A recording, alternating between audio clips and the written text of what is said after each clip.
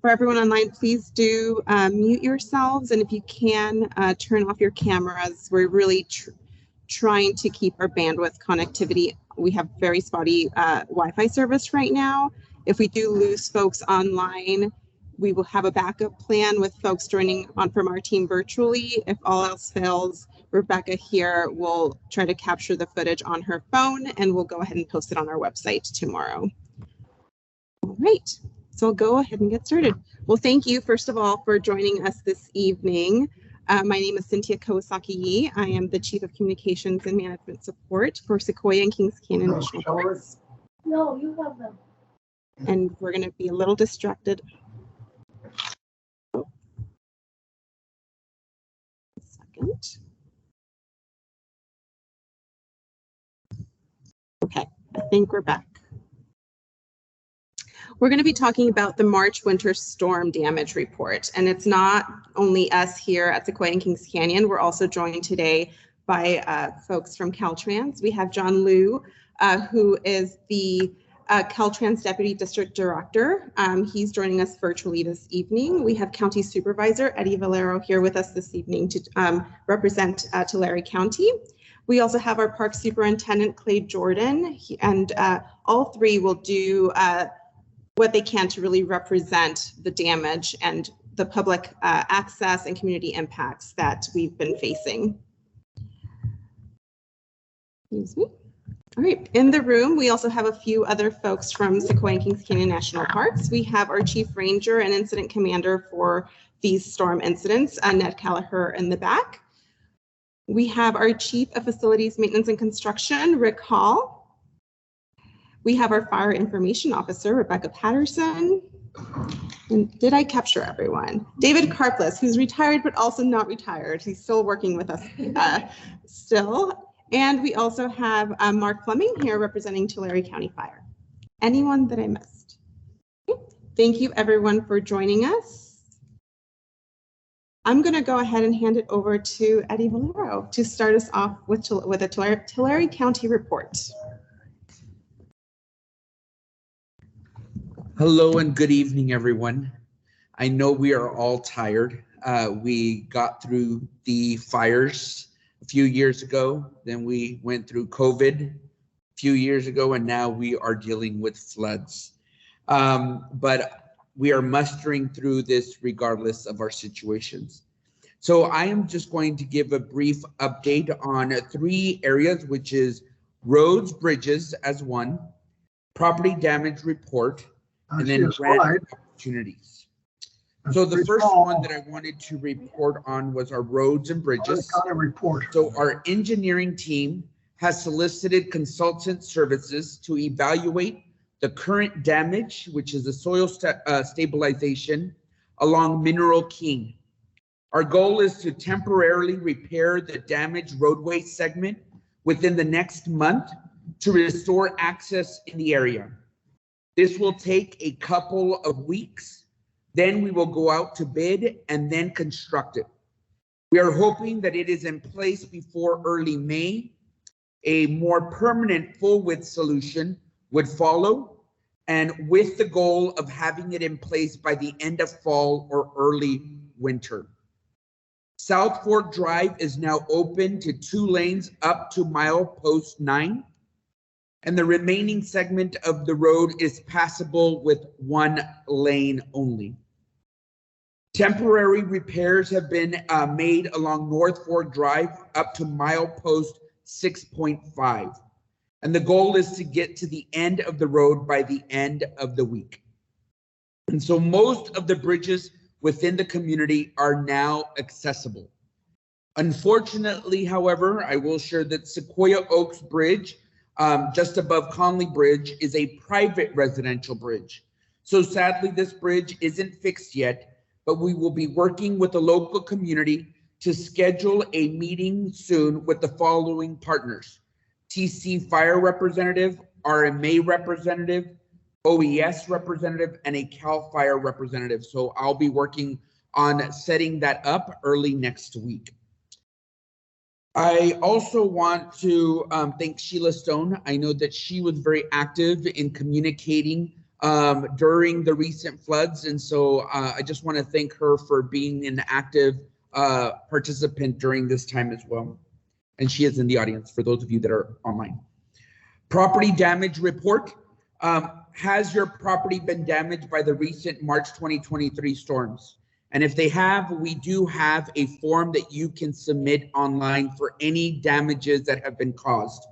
Report your damage on Tulare County's property damage form, which is available online. And if you can, all you have to do is go to www.tularecounty.ca.gov/emergencies. And so if you haven't gone on there, I would encourage you to do so, because it lists road closures, it lists property damage report, it has just a wealth of information, anything in terms of contributions for local shelters. So all of that information, and I do encourage you all to visit that website. And the property damage form can also, if you need assistance to fill that property damage report form, you can always call the Tulare County Flood Hotline at 559-802-9791. Again, I'll repeat, 559-802-9791 between the hours of 8 a.m. and 8 p.m. Also, Tulare County officials are seeking assistance in documenting damage from the recent severe weather event. This information will be used to assist in collecting consolidated impact information and will be provided to state and federal agencies as they assess damage. So I will just share with you that FEMA has been to the County of Tulare already, and will continue to do so in terms of assessing the damages firsthand as well. One of the things that why I encourage you to fill out that property damage form is because we have to reach a certain level of threshold in terms of damage in order to then qualify for state and federal. However, what I've been told is I think that we've already reached that threshold. However, it is very important that those property damages are reported, because once it's collected by the community, it then gets collected by the county. Then the county will then turn it over to the state and the federal. Then the federal will then, in anticipation, write out that check in terms of those monetary, the damages that have been caused. And then so then that trickles down back to the county to then distribute to the residents who had filed for their property damage claims. So I also want to share that there are grant opportunities, and I know several within the Fire Council here in Three Rivers are looking into this as well. Cal OES Hazard Mitigation Assistance has released the notice of funding opportunities for the Hazard Mitigation Grant Program as a result of the Presidential Major Disaster Declaration. And that's severe winter storms, flooding, landslides, and mudslides. The Cal OES HAMA team will be hosting webinars covering the steps to submit a notice of intent or interest for grant funding opportunities. And so the next webinar is scheduled for March 29th at 11 a.m. And please reach out to me so that I can send you that link should you want to be on that webinar. And for all of you that, again, need to get in contact with me, my phone number, my personal phone number, 559-799-4359. Once again, 559-799-4359. And at this time, I would like to call up our battalion chief, Mark Fleming, to provide additional information in respects to the county. Good evening, everyone. Not a whole lot prepared to present for you guys. Just a little update of what's been going on with totality in the county. Obviously, the community here has been affected greatly, but county-wide. So the first day, which was Thursday, late Friday, pretty much all day Friday, 2 weeks ago on the 10th, 9th and 10th. Our resources, our local resources, without any assistance from outside help, performed 70 rescues, swiftwater rescues, countywide. Pretty significant. We have 2 teams, swiftwater teams that are fire department. We also have 2 Tulare County Sheriff Swiftwater team. So those guys were pretty busy that day performing rescues. Currently, to date, there are 125 rescues that have been completed countywide. There are 100 personnel that have been assigned to this particular, to the county and this incident that's going on. The incident command post is currently at the Tulare Ag Center. So a pretty big deal. Swiftwater teams, during the incident, we called out multiple other agencies to come and assist us throughout the state. We have agencies from Orange County, Los Angeles County, Santa Barbara, Sacramento. So quite a few agencies that have come into Tulare County to assist us. The current team that's managing the incident is it's called Incident Management Team number 3. They're primarily a resource and they're used to managing very large incidents. So they've done a really bang up job for us here. Those individuals that might still be cut off, you might be concerned if they're not getting food and water, or how they're being supplied with food and water. I think most of the issues have been taken care of here in Three Rivers, but we still do have, I think, some isolated individuals that might be in the Mineral King. They are flying food in regularly to them, and I believe that there's still phone service that is available in the Mineral King area. I think South Fork's been taken care of now that the bridge is open, and any other areas that had bridges that were out. No damage totals as far as monetarily at this point. They're still totaling up damage totals and the actual incident costs. That's one of the big meetings why the fire chief could not be here tonight, because there's a lot of number crunching going on at this point. I don't have anything else. Supervisor Valero got the phone numbers that you need to have be in touch with. I just want to remind each and every one of you that if you're not signed up for Alert TC, please do so, because in times of like this, it's super important for us to have an early warning system for you. And then Alert TC can be found at that Tulare County website that Supervisor Valera gave you. That's all I have for an update. I also just want to share before I hand it back, we are expecting another round of rain and storm. And so just want all of us to be prepared as the rain is scheduled to come, I believe, Monday night or Tuesday afternoon. So just wanted to share that. And with that, thank you very much for the invitation. Open share tray. Yes. Clarification on South Park, you said the road is open 9.2 miles up, Yes. but the signs are still up at Conway Bridge saying the road is closed. So how do we interpret that? That is a very good question. And there is still water overflowing onto the bridge. I've been taking photos on a daily basis when it rains, so the locals up there can know whether or not they can go to work or go to school. Today it was basically a puddle. 3 days ago you could drive across it in a small car. So we're saying the road's open, we have closed signs up. But people are driving across it every day. Do you have the capability to give me a picture of that? Yeah. And I can give it to the assessment team and send someone out to take a look at it. Yes. Make sure that it's so good. Okay. Thank you. Thank you. Thank you. All right.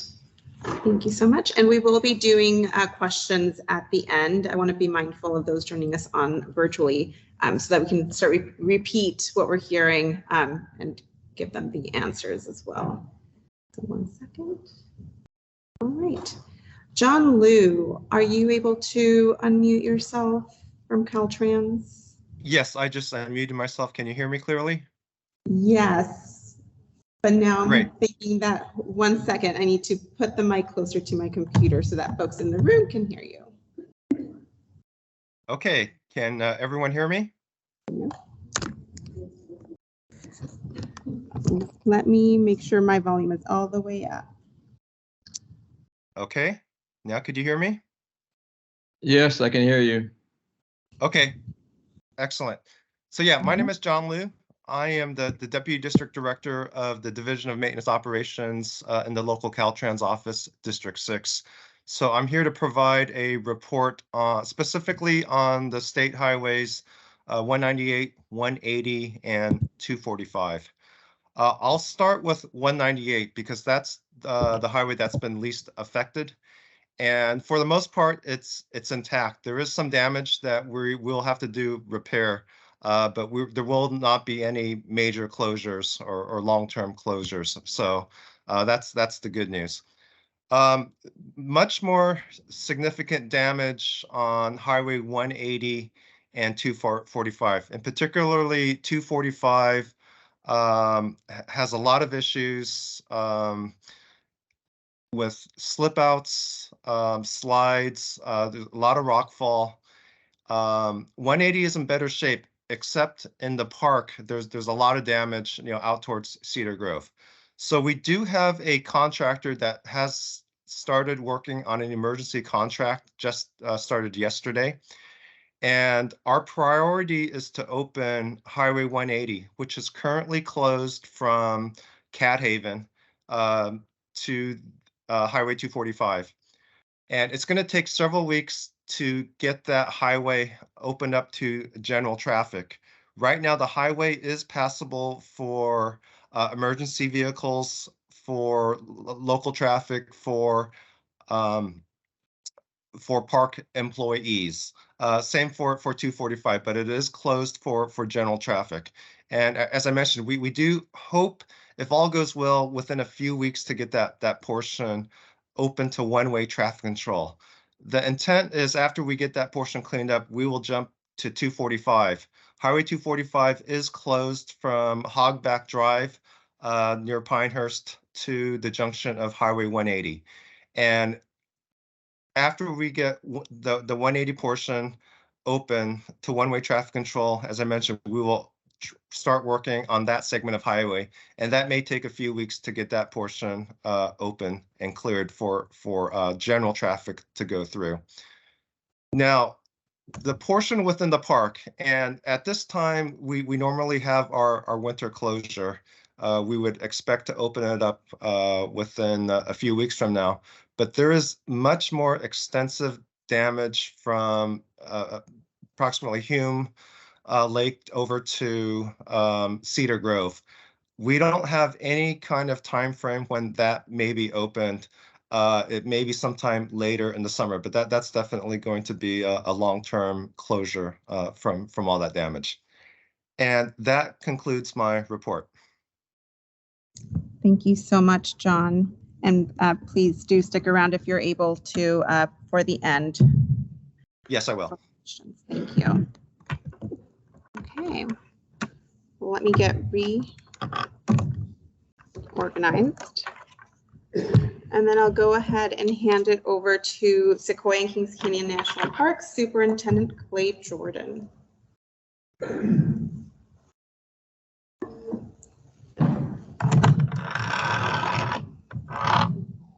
Hey, good evening, everybody. Everybody hear me online okay? We can hear you. Okay, great. Thank you for that. Let me first start off by thanking you for coming out. It just seems to reflect on my own experience over the last 2.5 years, which really makes me quite the newcomer in town. It really is surreal to be thinking about the things that I've met with you as a community, and some of the challenges that we faced as a community. You can't make this up, I don't think, right? Exceptional drought, major fires, and then we swing over to the other end of the spectrum. I will say, as somebody who's born and raised and not from around here, I've been nothing but impressed by how resilient the communities around the park are in the foothills areas, and it's just amazing to watch the communities folks pull together, neighbor helping neighbor, and all that. So that's just for the what it's worth department. I very much want to thank our colleagues from the county and from CalTrans for joining us this evening. And we wanted to start with the report outs from the county and from the state, because we recognize, certainly in the park, that there are people that really have some very serious problems and challenges access to homes, flooding, property damage, a lot of things. And we wanted to keep that in perspective.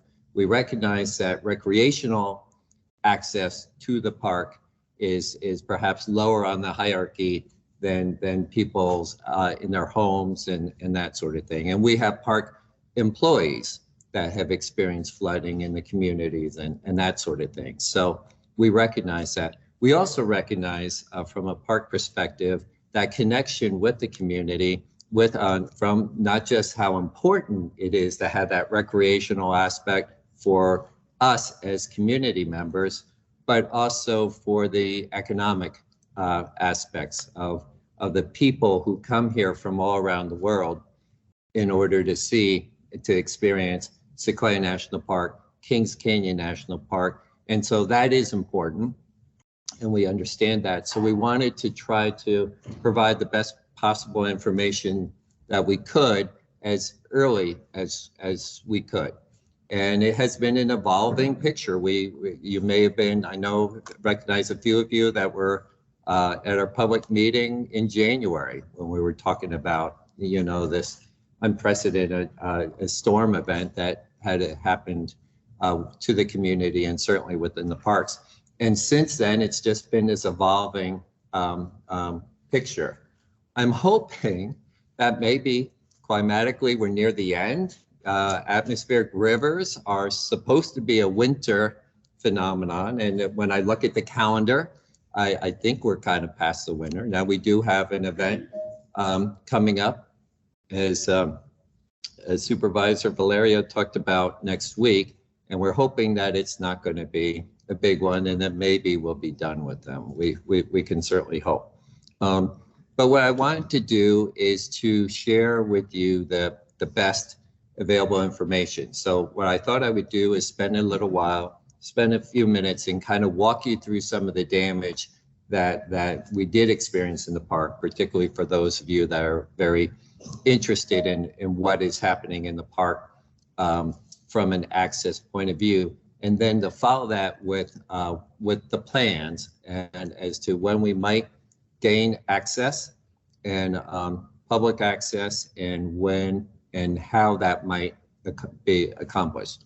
Want you to understand, please, the problem with trying to provide information early and timely is it relies on a crystal ball.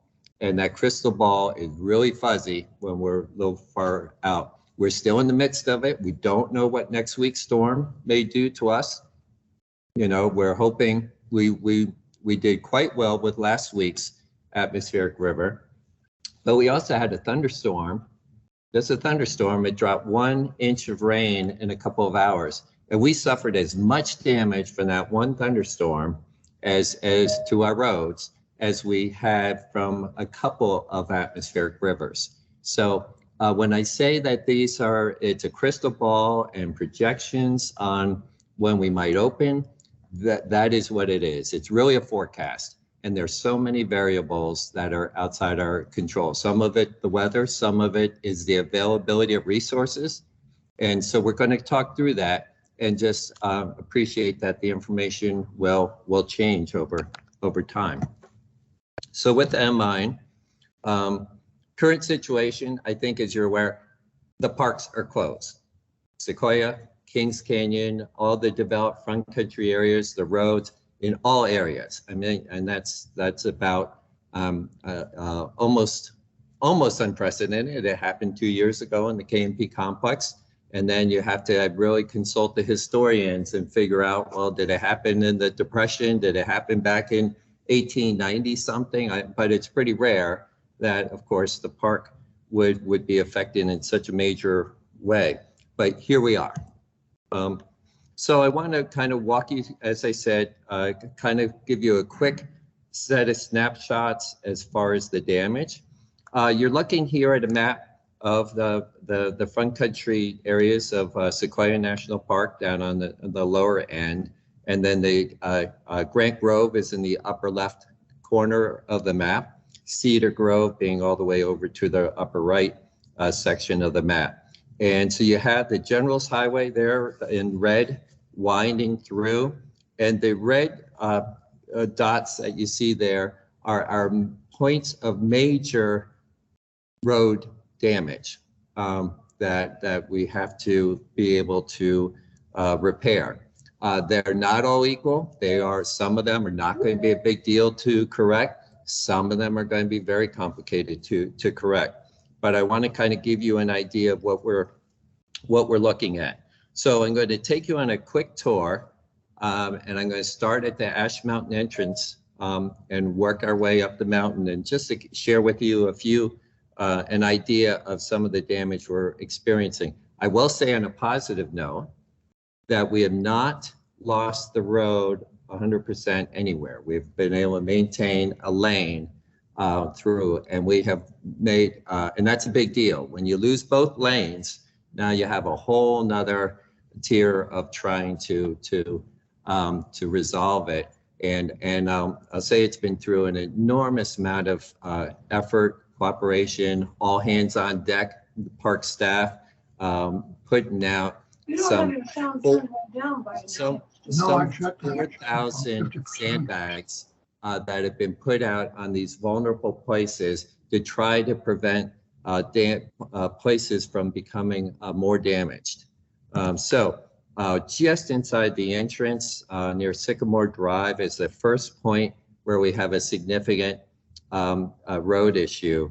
And this is what you're looking at. It's hard to really make out very well, but the road is undermined there. So one lane is completely closed off. Of course, it's just administrative access at this point. If you go there today, you'll find probably 100 sandbags just in this location, trying to direct the runoff from other storm events so it doesn't undermine this spot any worse. And that's a recurring theme all the way up the mountain.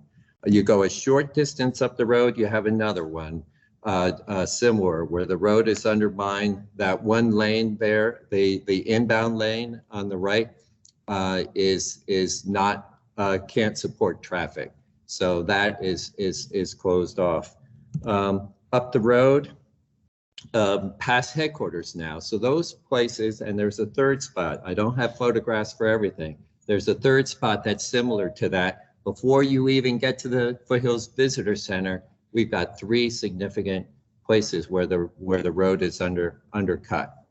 Now we've come around headquarters a little bit, where Alder Creek comes in just north of headquarters, and we have an area where a culvert has failed, and on both sides of the road there's damage, and there is a significant replacement job that will be needed there. You come up the road a little bit on our way to Potwisha Campground, and you can see cracks in the road in the uphill lane and the northbound lane, and that indicates where, calling that a slump, is where water has gotten into underneath the road and has undermined the road entirely, and so the pavement is the bank is kind of pulling away from the pavement, and it's shown in these cracks. Right now, it doesn't look like much, but that lane needs to be closed because it could collapse, under the weight of a vehicle, at least until things really dry out and we can really inspect and see what's going on. A little bit further up the road, we have a undermining right on the edge of the road. Doesn't show a whole lot here, but same thing. We need to keep that lane closed to traffic until we're able to stabilize that or determine that it can support the weight. A little bit further up the road, up above Potwisha now, climbing out of there, we have another spot where we have obviously a significant undermining, one lane closed until it's repaired. As we approach Hospital Rock, we have another site like that. Again, an undermine. Now, and this is actually on the other side of Hospital Rock at this point, and so you come up from Hospital Rock and start heading up towards Giant Forest, we have another undermined spot.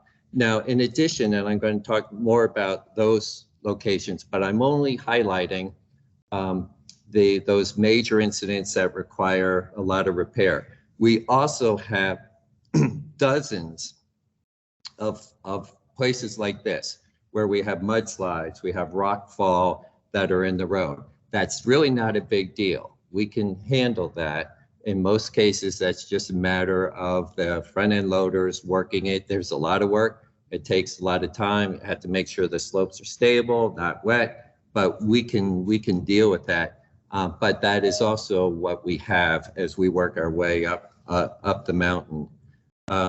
So now I'm going to take you on that next segment, and I've already given a sneak peek. I have one slide out of sequence, but we have now from Hospital Rock to Giant Forest. So now we're getting into the switchbacks, where historically we might expect, to have some issues, and sure enough we do.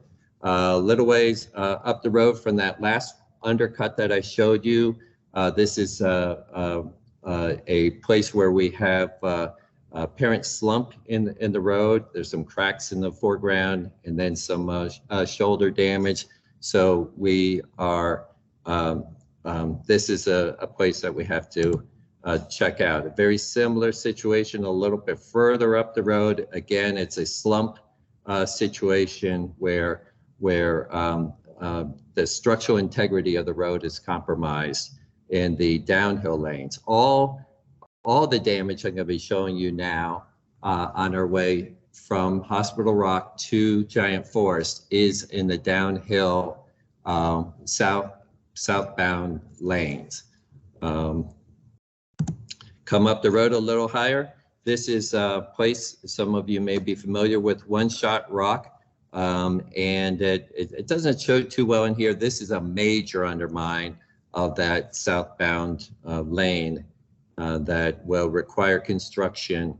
Many of these where we see the undermining, it's not just a matter of throwing in some fill, some gravel and repaving. They require retaining walls to be engineered, constructed, and be put in place. Up the road a little bit further, heading a little bit below Amphitheater Point, is another significant undermine point.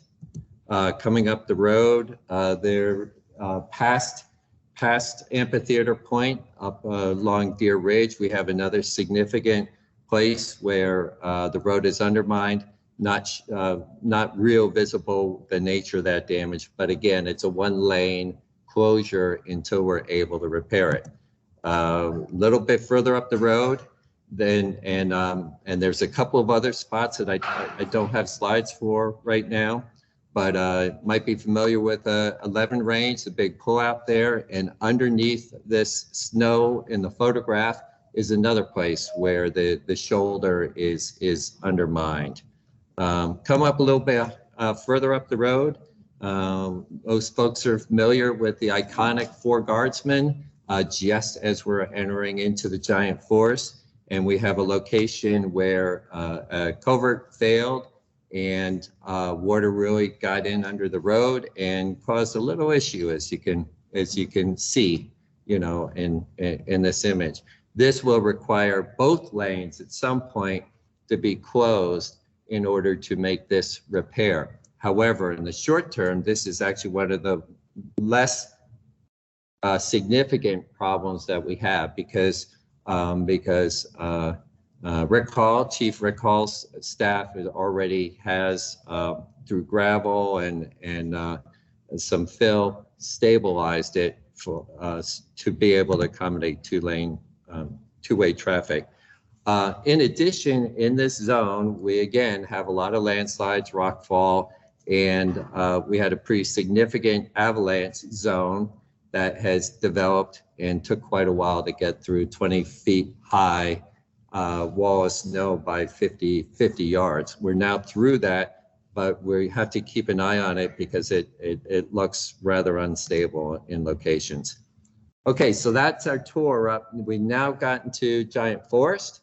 and we're now moving on our way to Waxahachie. So this is where the news starts to get a little better. Interim, we're up higher. We're in the snow country.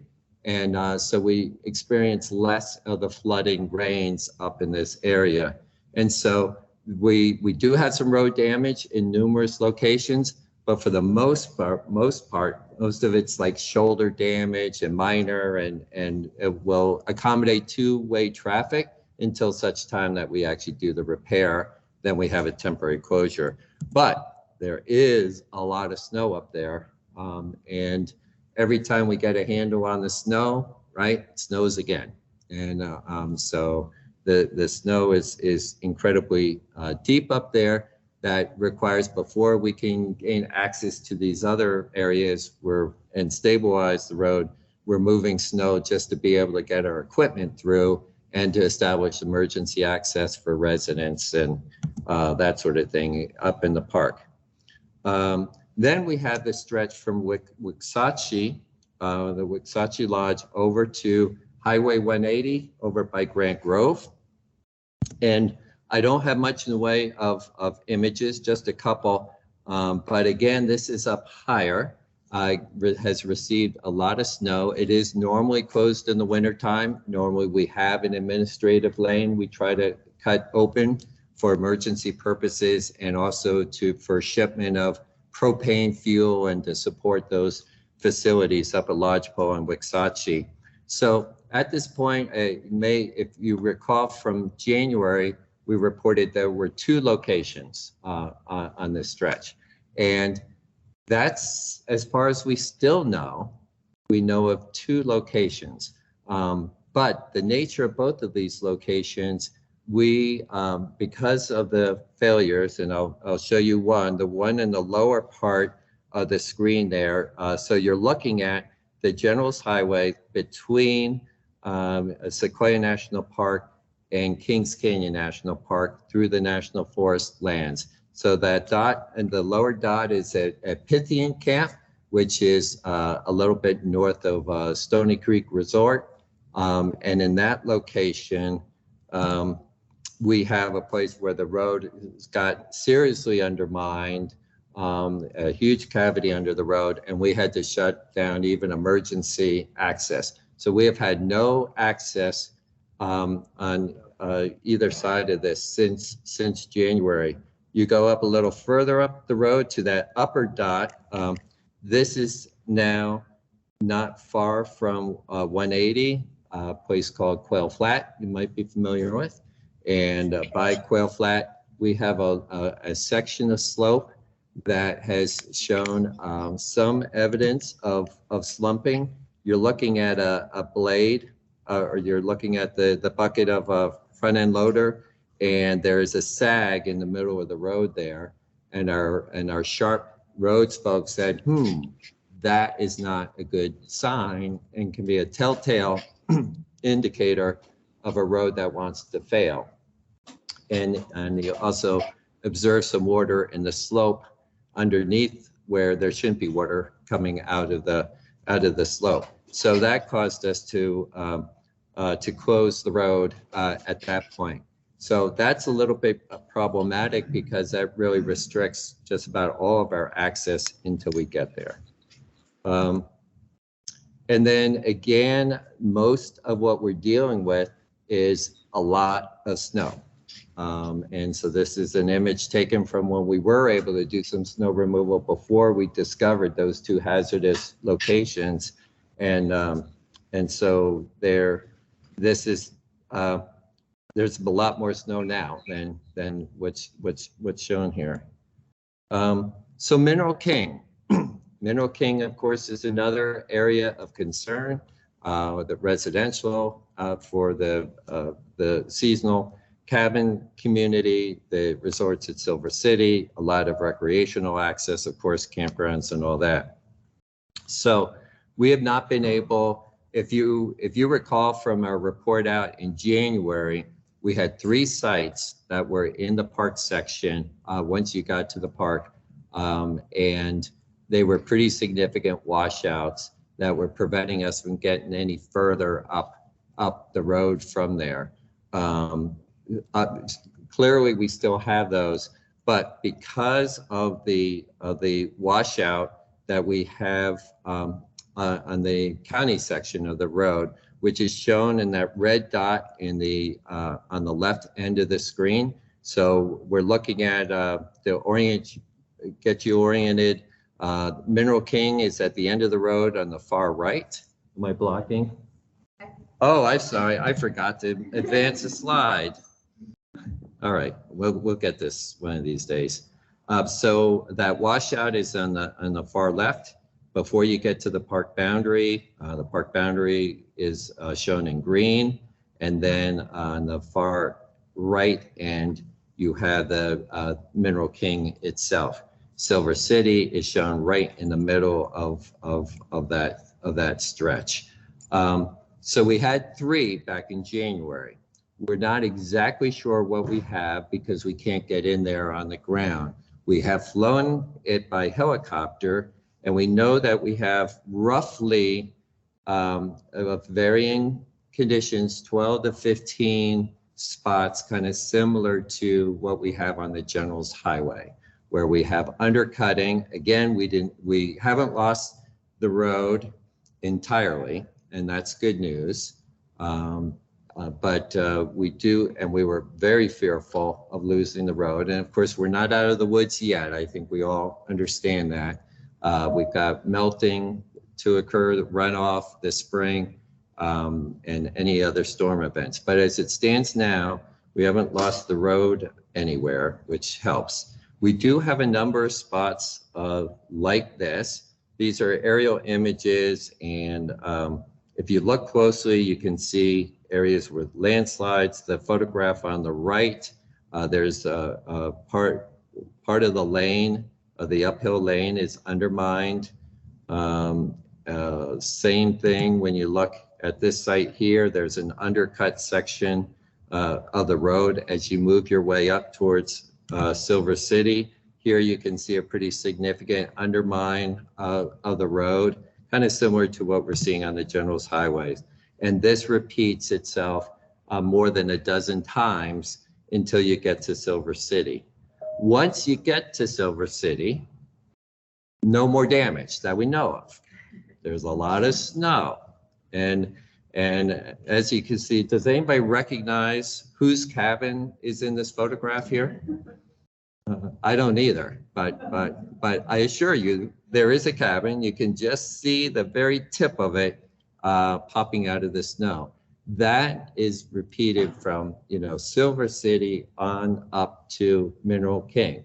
So that's good news in that it was above where so much of the flood damage has occurred. And so that snow has kind of protected it. Of course, the story's not over until the snow, goes away. But if we have a nice, easy melt off, nothing too dramatic, then we may be in pretty good shape, for the roads. We, as we put out in our message when we flew it, we did not see any obvious structural damage from the air. Of course, as you can see, this cabin is clearly intact, right? So, reference, that cabin is 43 feet. huh? Just for reference, that cabin is 43 feet tall. Well, so there's a lot that we didn't see, pretty clearly. But we didn't see any evidence of any collapsed roofs. We didn't see any, and this is a fairly extreme example. Not all the cabins are buried like this. Not all your cabins under 43 feet are buried. You just have a lot of local weather patterns happening in there. But we didn't see any obvious signs of structural damage anywhere up there. And then that takes us to Cedar Grove. As John was talking about from CalTrans, we've not been able to get in there on the ground to Cedar Grove. These are the challenges that CalTrans in that section from Grant Grove in the lower left to Cedar Grove on the right side of the screen, going through the National Forest lands. And they have multiple spots that as John walked through, that is a challenge for them. Some of them very similar to what we have on the General's Highway, and so he reported out on that. Okay. So the next thing that I'm going to talk about, and I guess I should probably keep questions to the end because of the microphone. Okay. All right. I need Cynthia to keep me on track here. But the good news, I started to say, for Cedar Grove, the challenges appear to be on the road to Cedar Grove, dropping down into the Kings Canyon. But once you get to Cedar Grove, from the air, again, we haven't been able to get in on the ground, we're not seeing any signs of any real significant damage. So Chief Hall is hopeful to be able to get in there, get the utilities going, and when CalTrans is able to get us access in there, then they will be able to hopefully open Cedar Grove fairly quickly. This is where we really get into the crystal ball, and some of it has more clarity than others. And so I'll kind of walk you through our thinking, our priorities, and some of the unknowns that we have. First of all, starting with Kings Canyon National Park. Grant Grove is usually the low-hanging fruit, and it really still is here too, because 180 is a wonderful road. It is not as challenging as the General's Highway switchbacks, and CalTrans is so aggressive on maintaining that road, opening that road. So when you hear John talk about the delays that they have, that is so unusual, and it gives you a snapshot of just how big the challenges are across the foothills, across the region, and so the status with Grant Grove is when CalTrans is able to restore that public access to Grant Grove, we'll be in a position to be able to open it. And so this is an estimate coming from in consultation with CalTrans that hopefully that will happen in that time frame. But again, CalTrans, just like us, just like the county, they have to prioritize. It is an evolving situation. They may have a weather event next week that causes them to have to reprioritize, and that's the game that we're all in. So I'm not going to be adding to that pressure to CalTrans, but things are looking pretty good that we may have this opening not too far. You heard John talk about Cedar Grove, and we were making a projection that might be based on some, maybe best case scenario. But I think, as we've heard John report out, as far as the work that needs to take place in Kings Canyon, I don't think that I have an estimate for Cedar Grove that would be worthwhile. Certainly the earliest I think would be Memorial Day weekend. Maybe that'll happen. As John reported out, though, it could be well after that into the summer months, and we'll just have to see what happens there. But if we do think that, and CalTrans has explained to us that we may have some administrative access before there's public access, and if that's the case, we'll be able to get Cedar Grove ready to open for when we're able to, when we get that green light, from CalTrans. And that covers Cedar Grove. Shifting over to Sequoia National Park. This is where the crystal ball gets a little fuzzy. So here's the overview, right? And our objective for Sequoia National Park, the #1 draw, of course, is the giant forest and getting to there. There's a tree up there that has a significant military rank, you know, that's above sergeant, major, and captain, and you know, and so we recognize its importance. And so, of course, trying to get to giant forest is in Lodgepole, Waxahachie is always our highest priority within Sequoia National Park. So if you look at, again, just recapping when I took you on that tour, one route, there's 2 ways in to Giant Forest to Lodgepole, of course. One is coming in from 180, the other is coming in from 198 from Three Rivers. And you can see that we have a lot more challenges coming in from 198.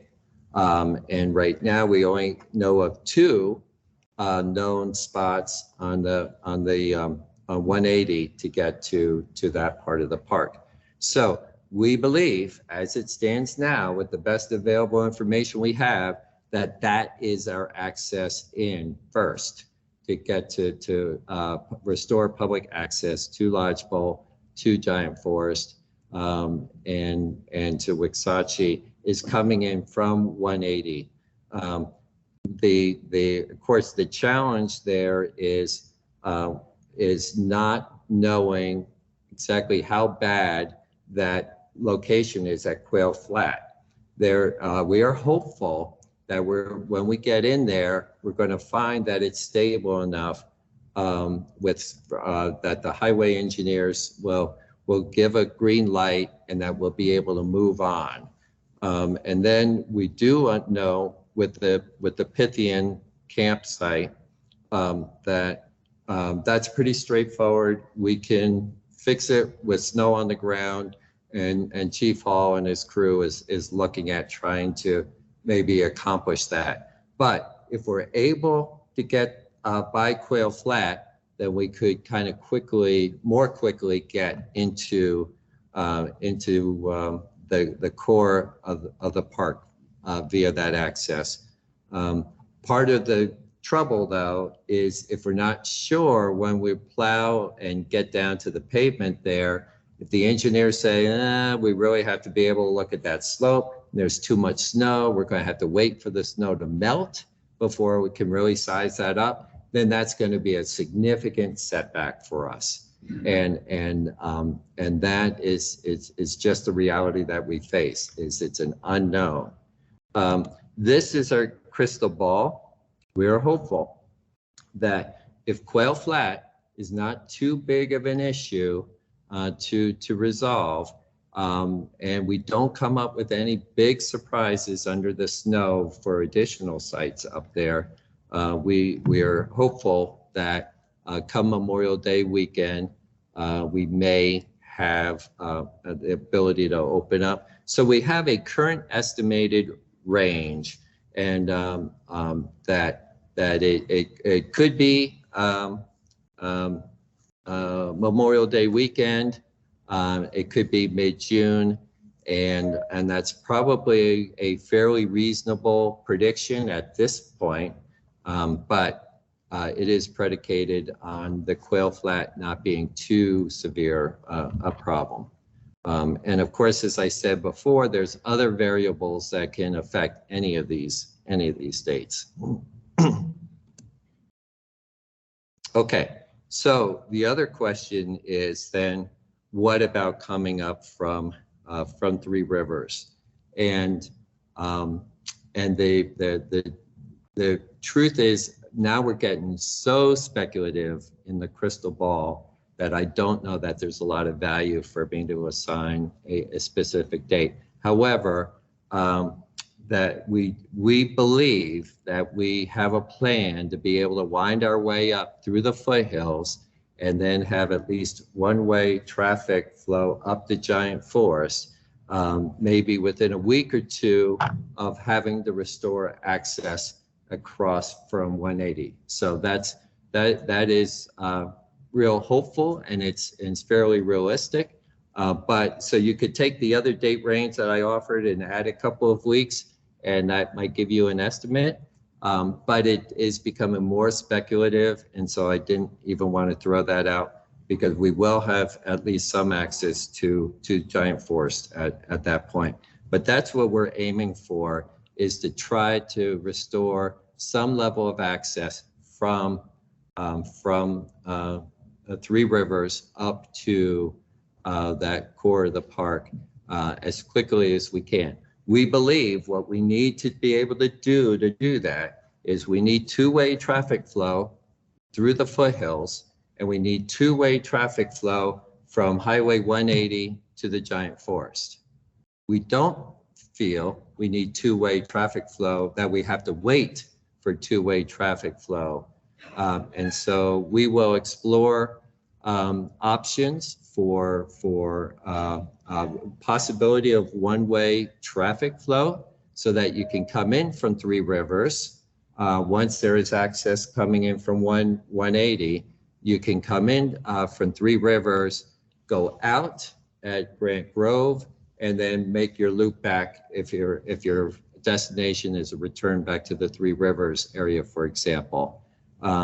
There's even a possibility of doing some shift, a midday shift, where you have all uphill in the first half of the day and downhill in the second. There's a number of different scenarios that we'll look at, but we do. But I'm much more optimistic today than I was even a few days ago, that this may be possible in a reasonable amount of time, that is not like past the 4th of July and deep into the summer. So hopefully that will hold. Then we have the foothills section of the park that is also, of course, currently closed. I want to say that in helping me to kind of figure out some messaging, I've been engaged with some community members from through the Chamber of Commerce and other businesses, and I've really heard some messages and considerations on how we do it. And I know that there is some consternation when we just have the foothills open and don't have access to Giant Forest from there. That causes some real confusion. There's a lot of people who don't do a lot of research and figure out where are the giant sequoias, where is the General Sherman tree, and all that. And they end up at Hospital Rock, and they see the signs that say road closed at Hospital Rock, but they don't understand that there's not any sequoias before you get to Hospital Rock, and that it causes some anger. And so it caused us to even consider, do you have, do you create that confusion, or do you wait until the park is open at Giant Forest? And after a lot of consideration and consultations with the staff and my own experience talking to visitors, there is such a contingency of local people, not necessarily just in Three Rivers, but folks coming up from the valley and all that really appreciates the foothills area, especially in the springtime. The wildflowers might be amazing, and the river access, there's a campground and all that. And so I feel responsibility as a steward of public lands to gain maximum access to anything that I can open up. But I do think, and I've heard that message loud and clear, I do think that we can do a lot better job in our messaging and in how we manage expectations and getting that word, so that we have a lot fewer people who are disappointed because they couldn't reach those sequoias. And so I think we can do a better job at educating people. Where are the sequoias? It's not obvious when you look at a map, so we get that. And so we're really committed to trying to do that. But and this is as of just over the last day or two, where we think we can do enough of all those sites I showed you, from Ash Mountain to Hospital Rock. We know that those sites below headquarters, we're going to need a traffic light or something of that sort. But after that, we think if the traffic volume is not too heavy, we may be able to enable people to kind of swing around these locations, much like you have rural one-lane bridges, right? You approach the bridge, proceed when clear, and you work around. And so based on that, we believe that we'll be able to get the foothills section of the park opened sometime in the next 2 to 3 weeks is what we're looking at for that. Crystal Cave, that is closed, and we don't have an estimated date of opening, but that may follow pretty soon after we have access to the giant forest. There's some other complications. We've flown part of that, but there's a lot we haven't seen. We also know that there's a lot of hazard trees from the fire that we've been planning to clear this spring. So there are other issues with Crystal Cave. Mineral King, oh boy, this is the one that pains me so much. So Mineral King, the part of the situations, we understand the situation. We can't do anything to Mineral King until the county is able to gain that access below the park. The other thing that is tricky in all the things I've been describing is we're very reliant on contracted road engineering firms to be able to put in retaining walls and all that. It's not a matter of just a roads crew going out and making the fixes. So we have been working closely with the Federal Highway Administration that has a Federal Lands Division. They are our folks who provide that expertise and contract with roads crews. We do have, they have lined up a contractor for us that we believe is going to mobilize in early April. And at that point, they'll be focused on the Sequoia or Kings Canyon access, focused on stabilizing the road so we don't lose the whole road by Ash Mountain, and then focused on the 180 to Lodgepole stretch of the road. We are working with Federal Highways. We did have a mechanism in place to try to cover the sites that were identified in January as part of this mobilization. But because the scale has grown exponentially in the number of sites that require contracted work, we're exploring with them whether there might be a mechanism. What is the fastest way to get Mineral King access restored? And so it's going to take a while though, because of the number of spots and all that. There may be residential access for cabin owners and whatnot before there's public access. That there's a good chance that will happen at some point, but it is really speculative right now. There's just so many variables on Mineral King, so I don't think it's not going to be for a while. That I think is very sure, and we're going to do everything we can to try to line up as many contract crews. Part of it is there's a lot of competition for highway crews and equipment and materials and all that. And so we're trying to work through those challenges. And South Fork, no change since January. Everything, the campground's closed and the road was torn up there. And that's pretty low priority, and that is closed indefinitely. So that is my report. You've been very patient as I've kind of tried to walk through a complicated picture.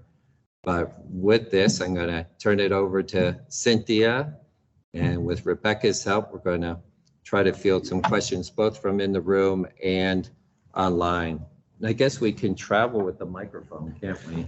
Yes, but If we to have the a question. different plan. We're going to experiment because that goes so well when we try that. So we are actually going to start with questions. I think we'll break it up, questions maybe for the county first, then CalTrans, and then the parks, if we go in that order, since that's the order we presented in, if that's okay. Okay. And then for those in the room with us, Rebecca's going to try to go to you with her phone so that the folks online she's logged in on her phone so that she can capture that audio for folks online joining us. And we're going to try to see if that works. And we're going to figure out if the feedback is going to be an issue. I can try one from the chat right now. Okay. So Eddie, do you want to come up and see what questions we have? So this is an experiment, folks. This is a question that came in the chat about the southern portion of Sequoia National Forest. The town of Johnsondale off Mountain Road 99 has a sheriff blockage due to half the road being damaged by the Kern River. No public traffic allowed. When will this road be prepared? Do you know anything about that, Eddie? That I do not know, but I do know that we are taking notes, and so we will provide that information. Sorry. Johnsondale off Mountain Road 99, 26 miles north of Kernville. So Ginger Nelson, they're taking notes and they're gonna get that information.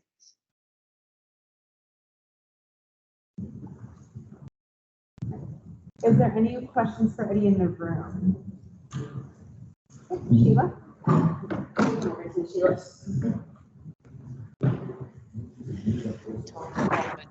Okay, so for the damage form that we want people to fill out. Sorry, let me try to fix something. I think if I'm gonna, where's my mouse? I'm going to unshare my screen.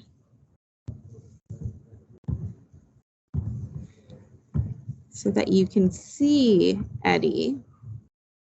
Okay. And I'm going to then mute us. Should I try now?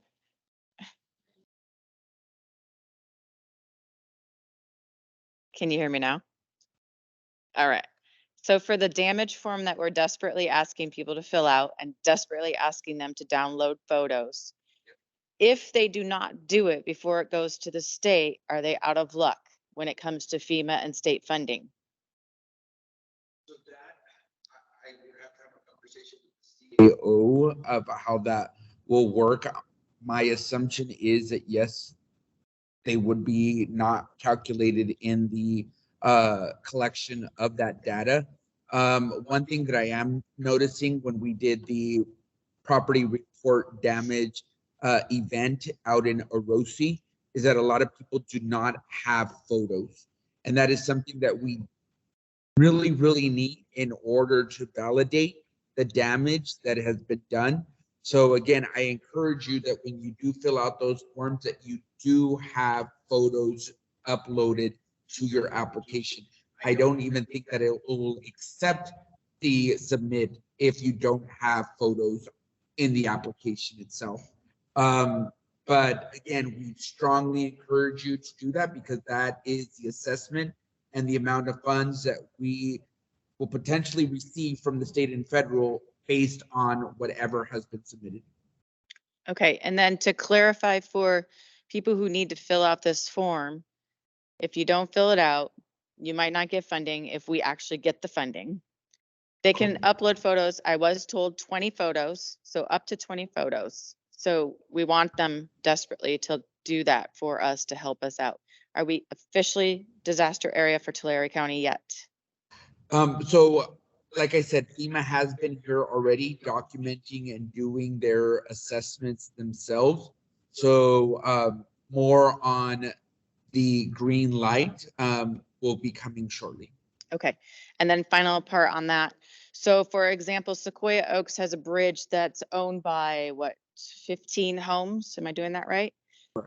Can they all fill out 15 applications and say that, you know, whatever percent, because what a lot of people don't know is you don't have to put in the amount of money it's costing you to repair this stuff.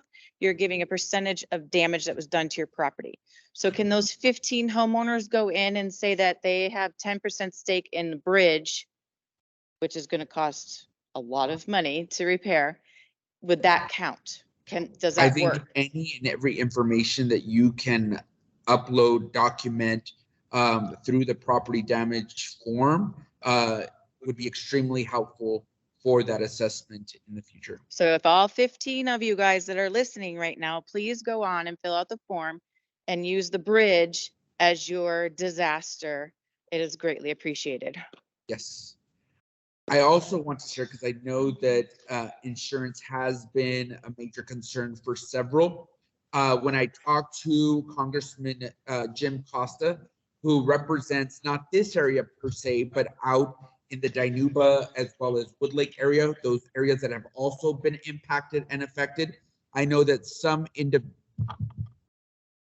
don't know. Hello? Okay. Oh, now it's on. Okay.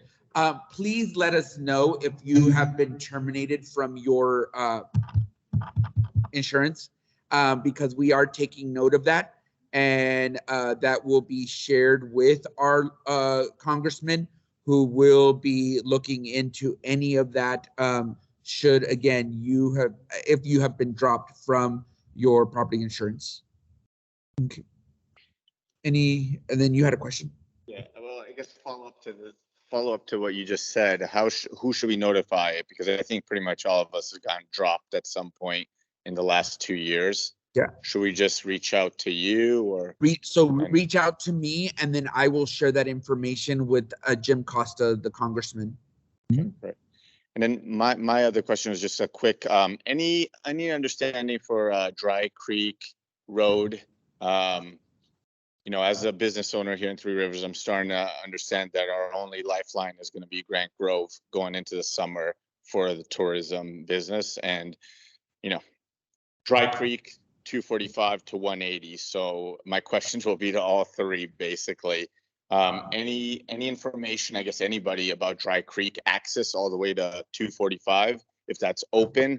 I know it was blocked a few weeks ago, and now there's no signs preventing people to drive in there. So I'm wondering if that's clear all the way to 245. Okay, so if that's. So Dry Creek currently still has some issues. And that's how our folks have been their bike service. Some areas where it's always a one lane might be 3/4 of a lane now. Yeah. So the question was Dry Creek access to Highway 245, right? Yeah. So currently Dry Creek is partially open for traffic. Our employees who work in the Badger area are using that access point to get to and from the Badger location. But as CalTrans stated earlier, from Badger to Pinehurst, from Hogback all the way into Pinehurst, that section of the road is currently closed. Dry Creek does have some areas that are normally one lane. You can still fit a car through there, but there have been some significant rock slides that have been partially pushed out of the way and cleared enough to make that up the road. And I'm sure by the time summer comes rolling around, those roads will be cleared to what their normal access routes are. So, but there is access from the valley floor to the Badger area currently. All right, and then so that last piece is, I don't know what road is that 245 already that you're saying is closed from Badger? Yeah, so Dry Creek goes up, and you guys know where the Mountain House is? Yeah. At the top? Yep. That's where 245 ties in. Gotcha. All right, perfect. Right there, right there where the big U-turn is. That's Dry Creek runs right into. So that's Mountain. currently accessible, partially accessible. Yeah, but if you're trying to go to 180 or Kings Canyon right now, you can't do it because the Pinehurst site from I think what the mention was, I think it was Hogback. You said from Hogback into Pinehurst, to 180 is closed Gotcha. due to the same reasons that, Yeah. rock slides, mud slides, road instability, all the things that we've been talking about here. And we'll ask them, I guess, the same question Okay. for that section. Hopefully that's helpful, but it's Yeah. not really helpful. No, that's all I wanted. Thank you. I'm going to just go back to the chat for a second because there's another question about the form for Eddie. Is there a way to confirm that the county has received the form? I have not received any confirmation my form was received. Is there a way to check?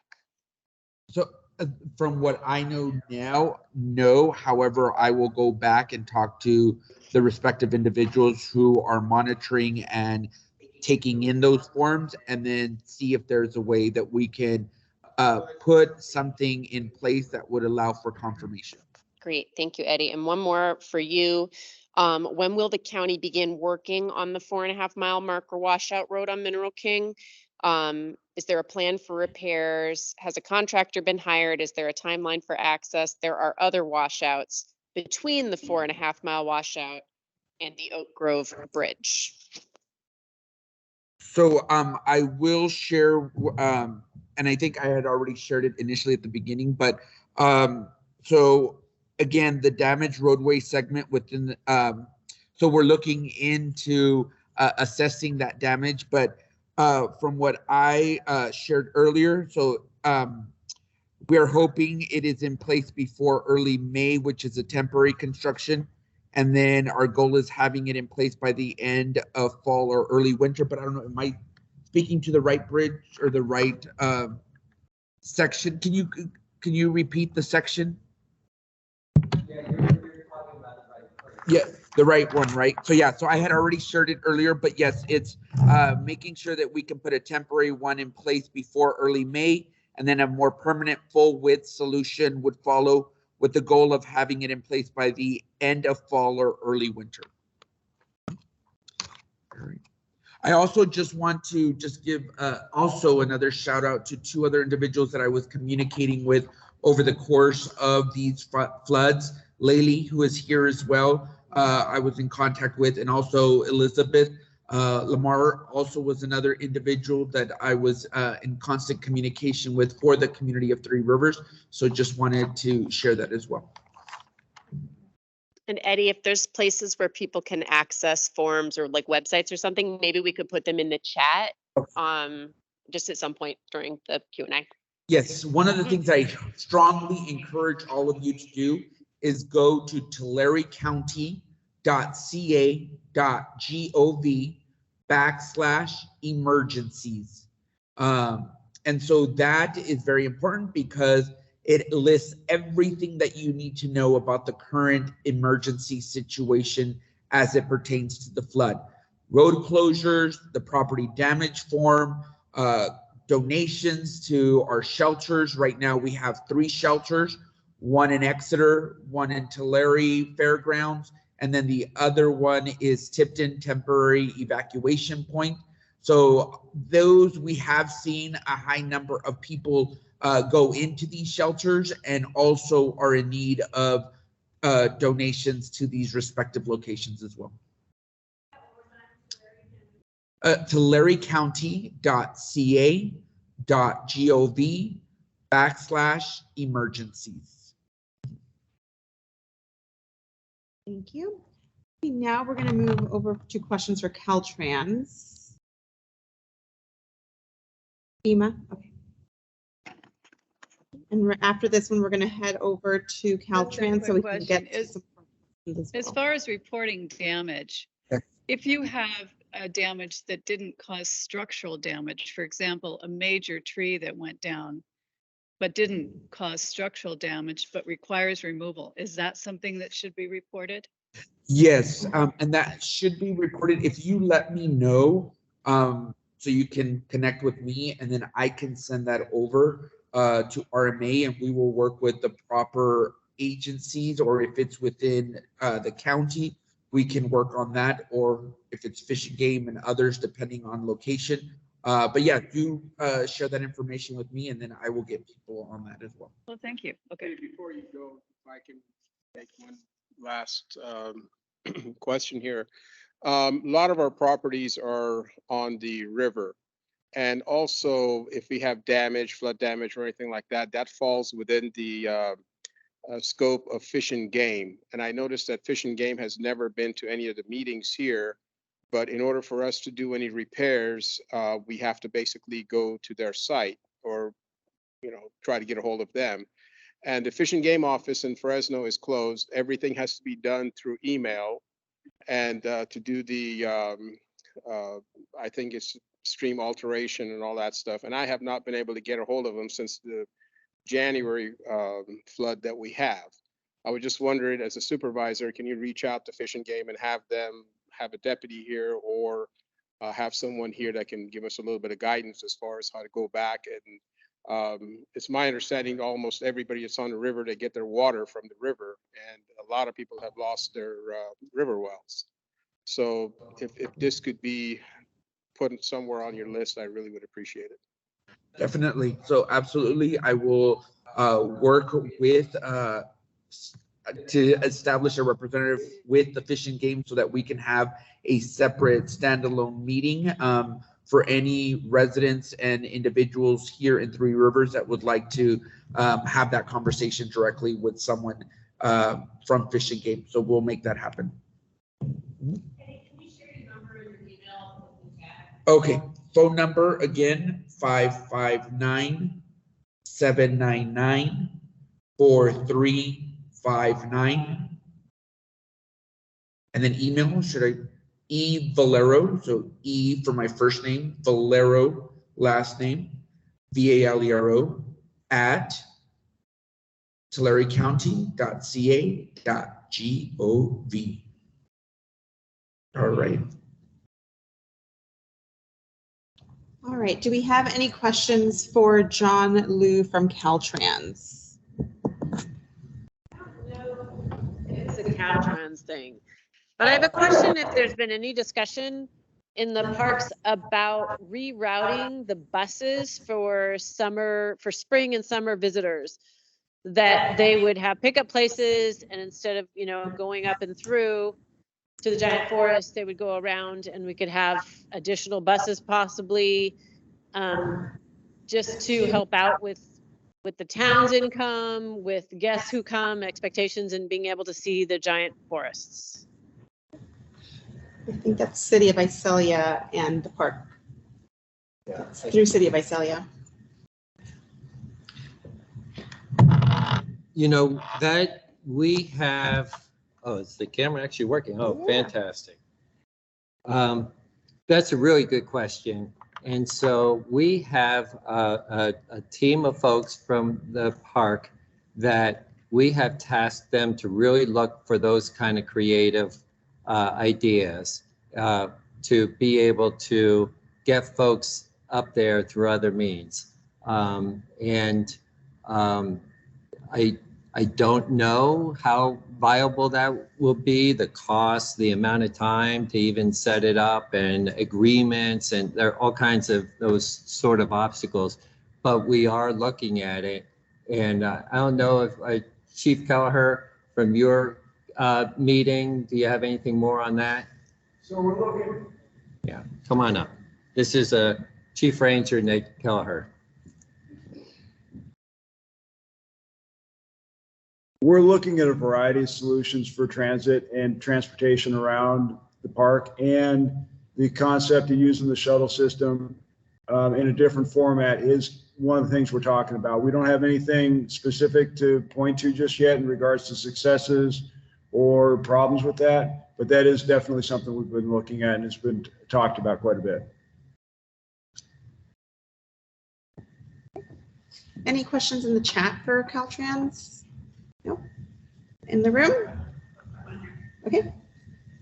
So just to follow up on my previous question with the county, timelines for 180, I know that's a priority, was about a few weeks.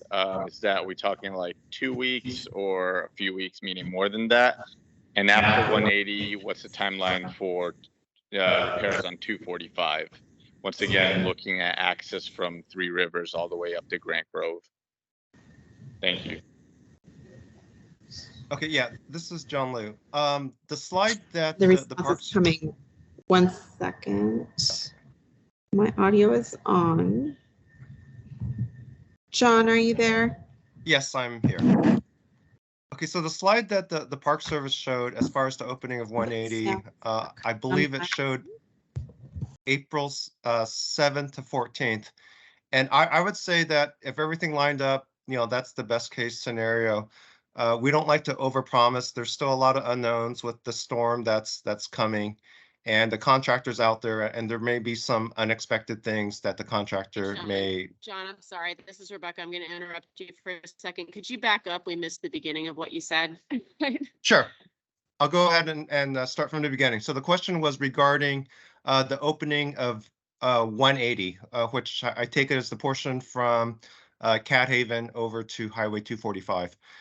And the best case scenario, I would say, lines up with the slide that the Park Service showed that showed April 7th to 14th. We don't like to overpromise and this is if nothing unexpected happens, if the storm next week doesn't cause any additional damage, if the contractor out there does not find anything unexpected. So that would be the best case scenario. So mid-April. That would allow us to get Highway 180 open to one-way traffic control, but the general public will be able to use it. Immediately after we open up that portion of 180, we'll start working on 245. And there is more extensive damage on 245. So we would hope that, within a matter of weeks, we could get that open, but it's much more iffy just because of the amount of damage. So again, I can't really promise an opening date, but I would hope it would be a few weeks after we get the 180 open.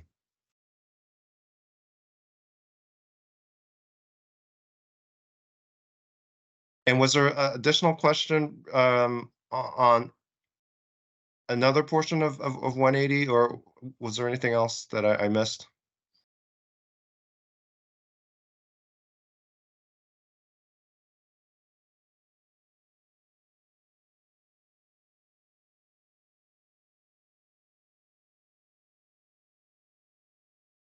Sorry. Hi, John. And then are you going to be concurrently working on the road down to Cedar Grove, or is that going to wait until after you're done on 245? That would probably happen afterwards. And our crews really haven't been able to get there to do a full inspection of the actual damage Doing great here. that is out there. Can you And get there's in there, still Cynthia, and let them know what's going on? okay.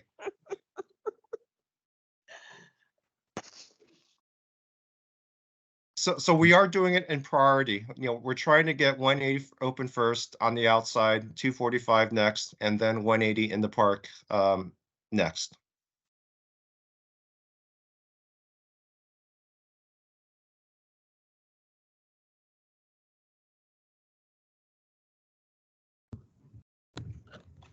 All right. Thank you, John. Okay. All right. All right. I think we can open it up for questions to the parks now, and we'll start, I think, here in the room. And then Rebecca can start monitoring. I will monitor questions because she has a laptop. This really dovetails on several questions about access for guests. I mean, I'm in the lodging business here in Three Rivers, but guests who are coming, perhaps, from the other side of the ocean to see those giant trees. So either we have to tell them, forget it, or there's a credible path from Three Rivers to the giant tree. So to this gentleman's question about 245, I mean, we don't have a credible path to the trees unless 245 connects to Dry Creek, connects to 180 down to the trees. So that really does seem to be a priority. My question to the superintendent is, would you all perhaps consider a map once you devise your, creative ways of transporting people.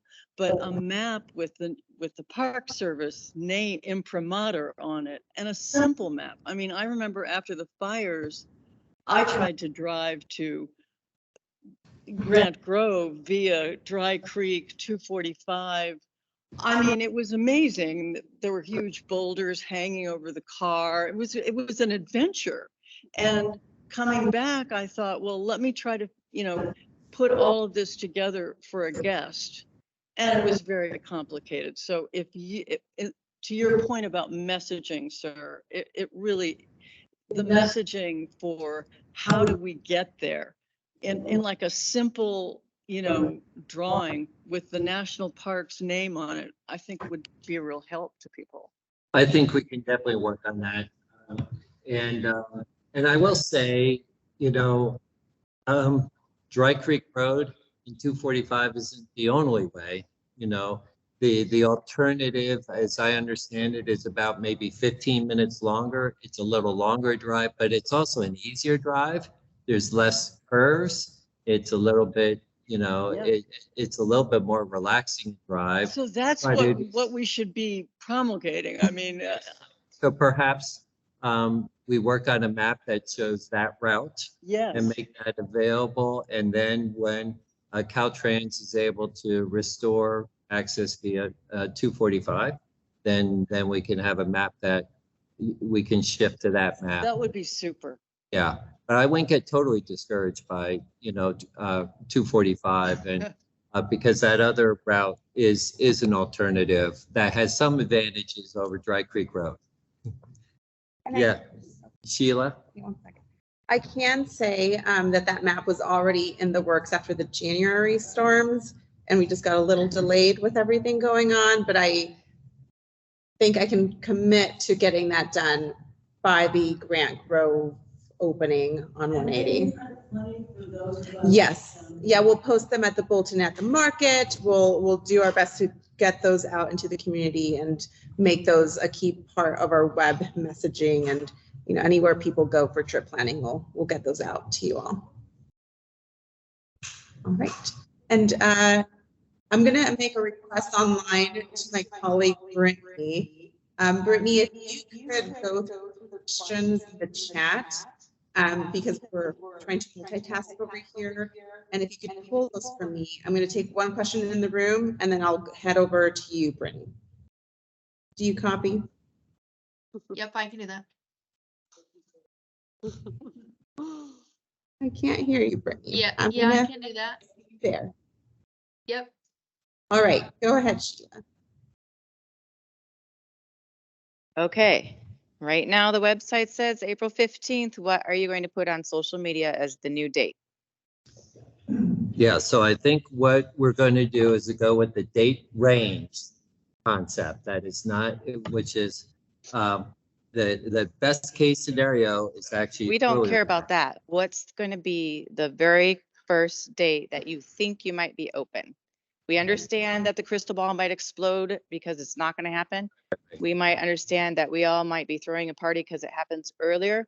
What is your date that you are going to say the earliest Sequoia National Park will be open?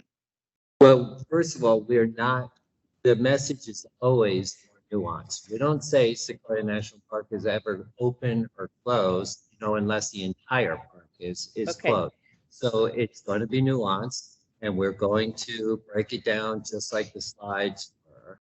And so there'll be the foothills section, there will be the giant forest, except we're going to add some language in there when we say foothills.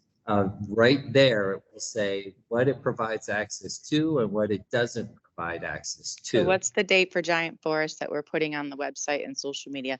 Because while we've been sitting here right now, because the date says April 15th, I just got 2 more cancellations. So what is going to be the new date? It will be for Giant Forest. The estimated date range that I had on the slide, which May 26th, June 14th. That was for, no, Giant Forest said not determined. No, that's Giant Forest from Three Rivers. There were dates. Right. Forest. Giant, the Giant Forest access will be via 180. No, I'm talking 198. Yes, and we're not going to put a specific date. You're not going to do June 15th, so all these people with all these reservations can know what's going It will on. say it will open after access for 180, some point after access for 180. Yeah, 1 to 2 weeks after it, then 180. So if basically in a nutshell, Grant Grove doesn't open until June 16th, we're looking at 2 more weeks for Giant Forest. 1 to 2 weeks in a conservative, yeah, yep. And so we could exceed that, but that is what we'd be aiming. So definitely in a nutshell, Giant Forest from the 198 side will not open before May 26th, correct? Yes. Thank you. That's what we need it to say for people. It's too convoluted. I look at that coming in, and I've already got 15 cancellations. Because of the announcement said in 15. Yeah. Yeah, it needs to say, yeah, because Shift that, and tomorrow that will go out. We wanted to kind of advance it with you tonight as kind of a last ground truth, and then we're putting that information out, posting that tomorrow.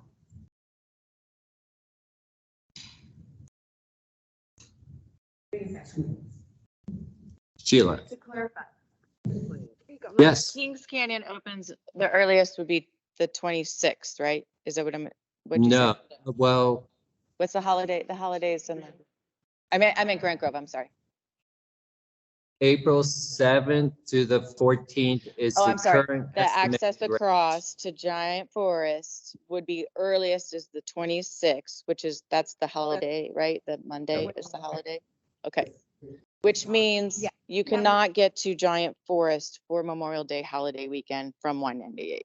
This That's what I'm public meeting clarifying. was our first announcing of any of these dates to you all locally and virtually. All of the messaging with all of this information goes out tomorrow.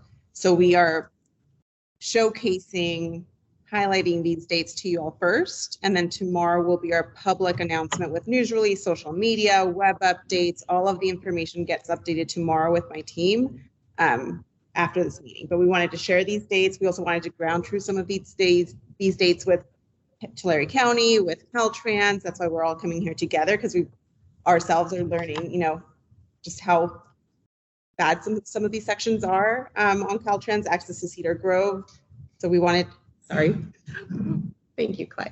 We wanted to just come together and share this information with each other and you guys, and make sure we have the most current information and the most correct information to share publicly, widely tomorrow. So, yeah. Yeah, we have a whole package of information coming tomorrow.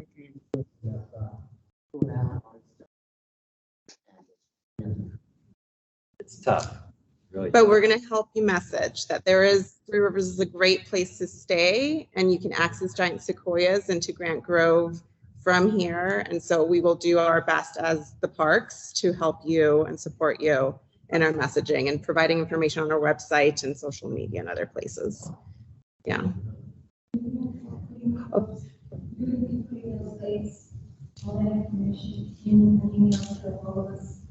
You all will be receiving the news release that I send out tomorrow. Yeah, and that'll have a link to our website where that will also be posted. Yeah. Another question? No. Okay. Oh, 1 second. Let me see. We have a hand up by Eric Thack. Eric, go ahead. 1 second. Let me unmute my computer. Okay, you can go ahead, Eric. Yeah, I just wanted to ask when Sachi Lodge might be available and open for public. Yeah. Thank you. Yes, so Waxahachie Lodge is prepared to open as we're able to open to Giant Forest, Lodgepole, and Waxahachie.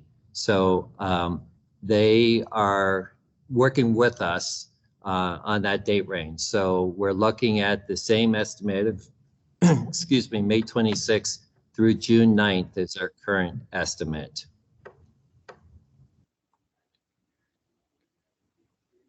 Thank you. You're very welcome. We have one more question online. Jim, go ahead. Yes, I got here very late and this may have already been answered. I was wondering if Potwisha Campground will be open by April 20th.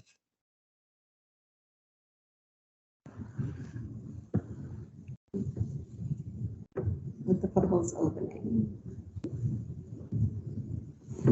Like, maybe, probably, right? Potwisha open April 20th. Our other estimate is April 7th to the 14th.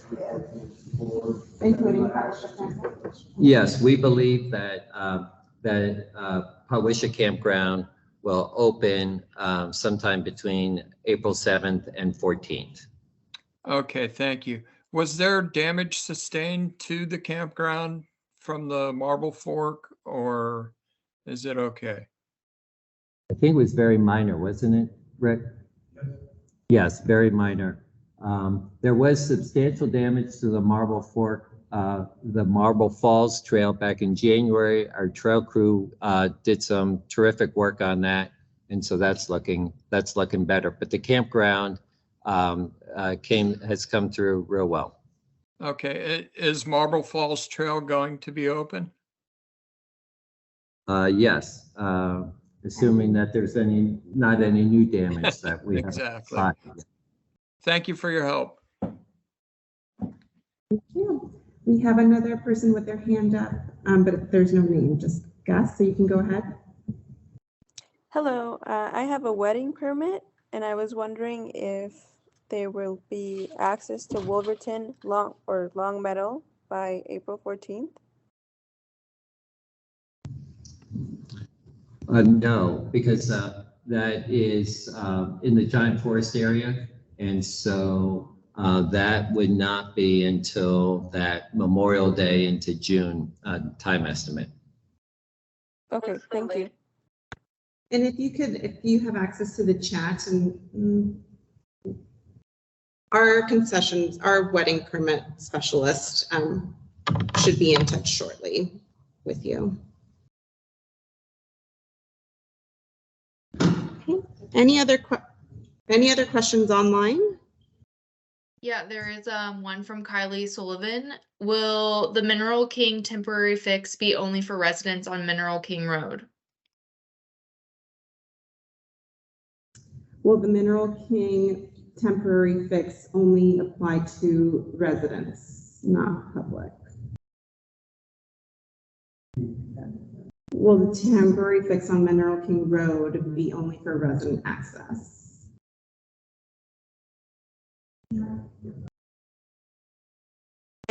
We will check and get back to you guys.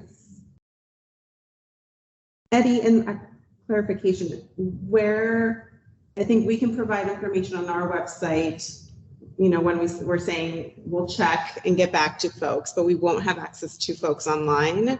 So where can they find updates or responses to these questions that y'all are going back and getting answers for? Something to maybe to think about, and maybe at the end of the meeting we can, okay, great. All right, any other questions online, Brittany? Yes. Did Clay say earlier that the telephone service had been restored to Mineral King? Is it the telephone service in Mineral King? I think it was part of your report, or someone's report, that there was still telephone service in Mineral King. Supplies are being flown in, but phone service is still working. My understanding, that's how they're communicating with any individuals that might still be there. I think everyone that's done it, maybe one.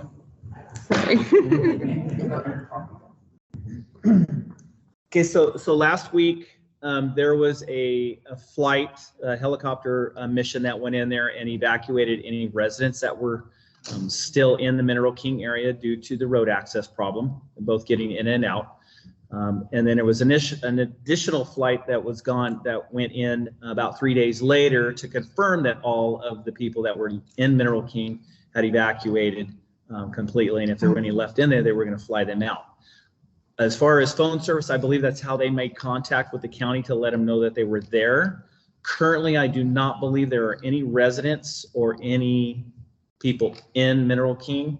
That's the last update that I have. I don't have any additional information other than there's been a couple of flight missions that have gone in there and retrieved people that were stranded there.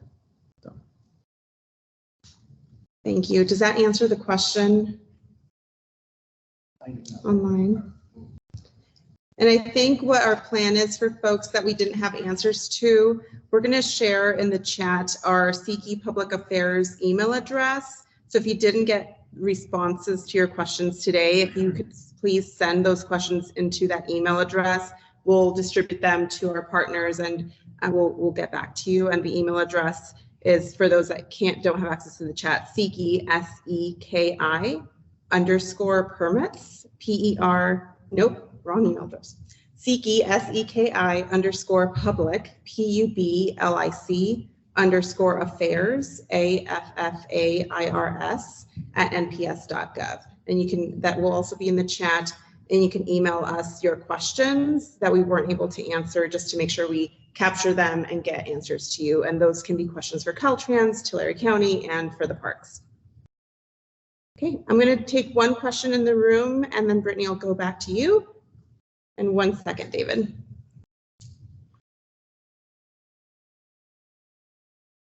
Okay. So recognizing that most of the people are coming in by roads, has there been thought been given yet to people in wilderness later this summer for PCT people coming through starting like probably in early June? Did we catch that, or do we need that repeated? I didn't hear it. And Ned, did you hear that, or did you answer the question? Yeah.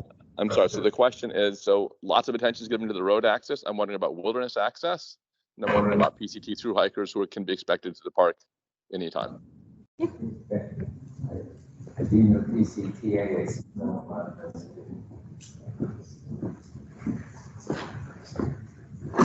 So to be frank, we haven't given a lot of consideration to wilderness conditions right now. We know there's a ton of snow. There's a phenomenal and shocking amount of snow, even at the elevations at Lodgepole, never mind the 10 to 12,000 foot areas on the PCT. It's going to be a very, very late season. People who are traveling in the wilderness are going to have to be well prepared for over snow travel. And then the rivers are going to be really high for a really long time. So it's going to be a very different year for the wilderness. We haven't gotten to the point where we're messaging it. At this point, we don't understand what it's going to look like. And we've kind of got our hands full as it is. So it'll be a while before we fully understand it, but you're right. We need to message out to the PCTers. And the other thing that we need to look at is trailhead access. If we aren't able to get to trailhead access in our normal places, are there other places we can modify to get to for trailhead access? So there's a lot to be determined in regards to wilderness use this year.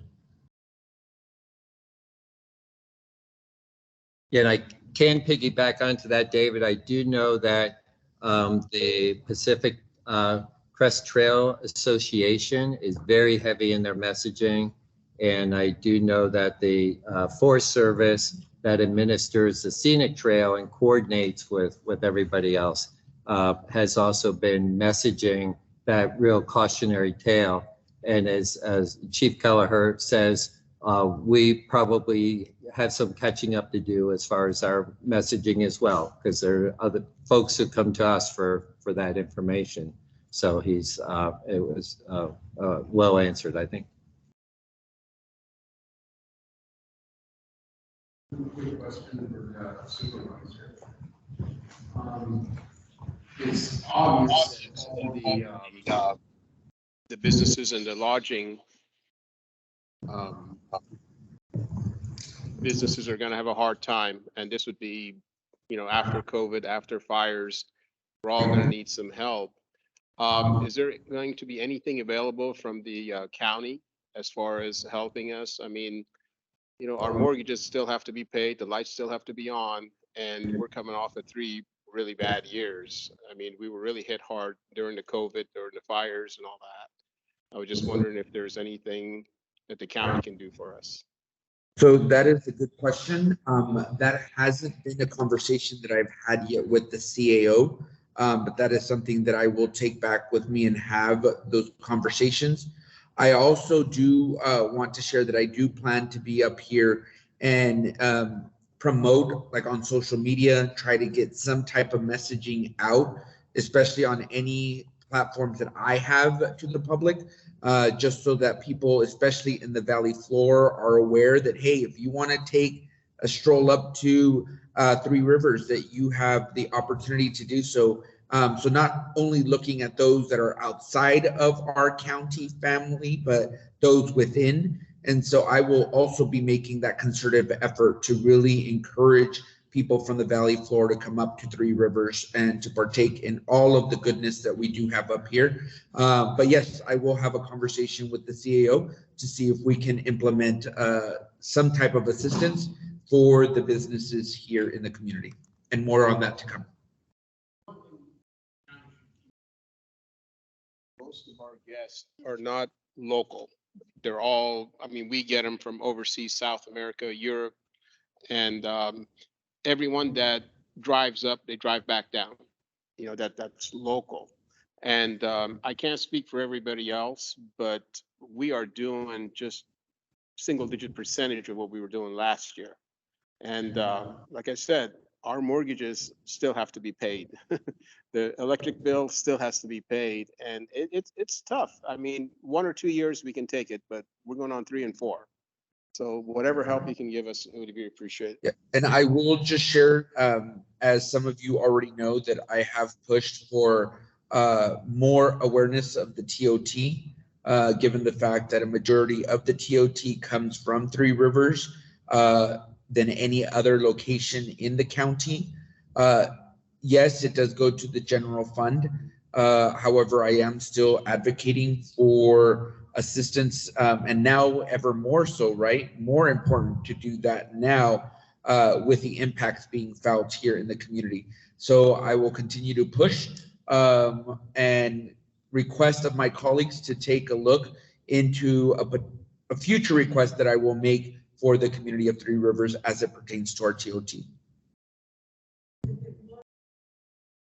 Not holiday, but give back of some sort, then it should be perhaps retroactive, because this year there's basically not going to be TOT revenue. Yeah, no, That's and I'm the looking problem. retrospectively, but again, yes, definitely something that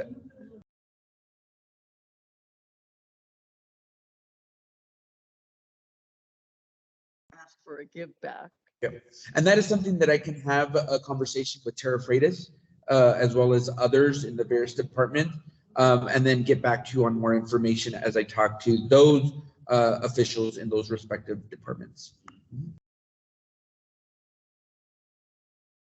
I'm going to make a plug for Sequoia Tourism Council. It's a collaboration of all the chambers for Tulare County, and I really encourage Three Rivers to participate in that effort. They work really closely with Visit California, and they do a lot of collaborations for marketing efforts to bring tourists into the county. And you know, we do a lot of radio segments every month. We do a lot of marketing through that group. And, you know, you have Exeter, you have Tulare, and they, when they participate in these collaborations, they're able to then sell their town, their, you know, the chamber that they are representing. And so I think having Three Rivers be more involved and more active in that group could really support and help you all in the community. So just really encouraging you to participate. I know I've mentioned it in the past, but I think it would help, because I think there's others who are also going to be hurting down the hill from us based on Sequoia's closure, or Sequoia and Kings Canyon's closure. Brittany, do we have any other questions online? Yes, there's a couple. Will there be an additional updates on estimating opening as spring goes on? Okay. Go ahead, Brittany. Okay. Will there be additional updates on estimation dates for opening as spring goes on? They have a trip planned.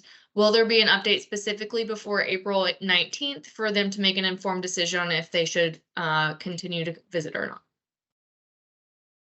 That is a great point, and we actually had that discussion earlier. I don't know if we committed to a time frame. Did we commit to the 1 week? We're discussing on how frequently we are providing updates to these dates so that you all know when to check our website and when to check social media for more solidified estimated dates. So yes, that is part of our conversation. I'm hoping every Thursday.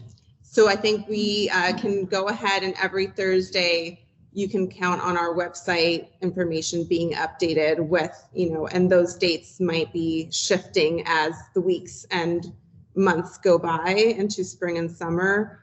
So we will be continuously discussing whether the dates that we provided you today and tomorrow, whether those will need to change as time goes on, whether that's sooner or later. But yes, we commit to every Thursday providing updates on those dates. So on those updates, as we go further, on those updates, as we go further into the summer, for those of us who actually have permits to go into the wilderness, can you add the reports of what some of those trails are looking like the High Sierra Trail, the Ray Lakes Loop, access on Bubs, on and on? Can that also be a part of the updates that go on there? Not just going to the wilderness office cards and alerts, but an actual, this is what we're finding. Yeah. And do you mean, so we can make those updates on the wilderness pages on our website? Are you saying also pulling them out into the current conditions? Yeah. On more areas on our website? I can start going out there and trail crews like David, I'd call David and say, hey, how's this trail?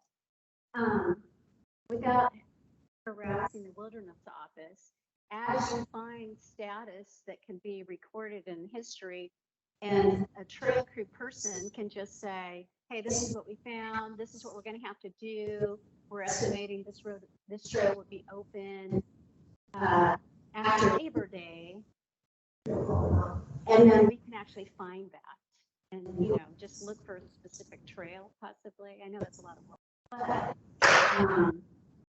as you find your inventory, trail inventory, if that can just go on to that update, because we make plans based on can we get there or not, and So it's something CJ and I can discuss. Yeah, because this.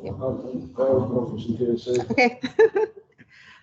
Yes, we can discuss. So are the updates that I'm thinking are specifically on the current conditions page on our website. There's also a wilderness page on our website for more information. And so I think it's just a matter of, do we mention that there's updates being made on the wilderness page from our current conditions page, or do we also copy that information over to both pages? We will, yes. Link to it, look at it, and say we have a status report for this, series of trails, and not. Yeah, that makes a lot of sense, and we can probably include that link into the updates. I do want to say that I wouldn't anticipate trails being closed. Trails are not something we like to close, and for wilderness travel, for some sense, you're on your own for figuring out how to get across, a slide or something like that. I would not anticipate us having any proactive closures on trails, and it's just a matter of high water and tons of snow.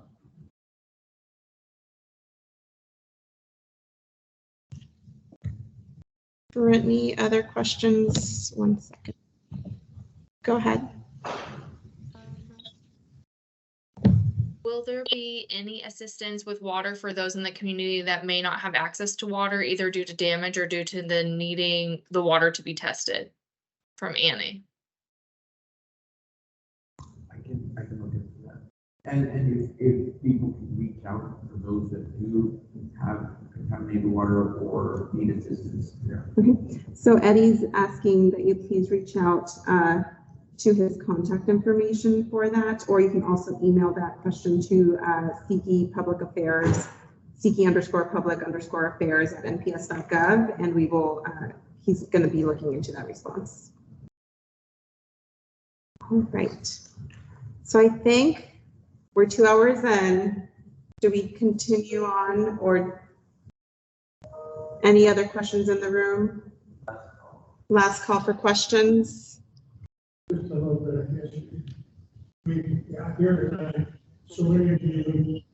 I hear tonight that so many of you are complaining because of the damage and the delays. Potrush Bridge went out in the late 70s, early 80s. A temporary wooden bridge was replaced. It took them 25 days to put the temporary. They brought all the old guys that had been retired because they were getting too old, came in and they built that. 2 years later, we replaced the Potrush Bridge with the one today. All of the scaffolding underneath the new bridge and the wooden bridge washed out the night after the new bridge was opened. It took another 15 days to open the road to Giant Forest. The geology of Sequoia Park road system, it was built by contractors and CCs during that period of time. And unfortunately, the road is on granite and limestone, but predominantly schist. And it's an uplift schist. So the whole space underneath the roads is on an angle. It's not flat. It was brought in by steam shovels and mules and scrapers. It was not compacted all the way down to that schist that we have today. So you have to have a lot of patience. There's a whole lot of history in Sequoia here. I worked on 6 different projects of replacing the roads up to 60 feet deep at Lookout Point. So just be patient. That's all I can ask you.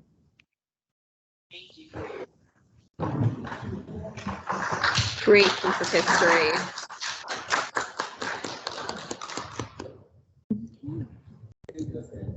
I think that's a good note to end on tonight.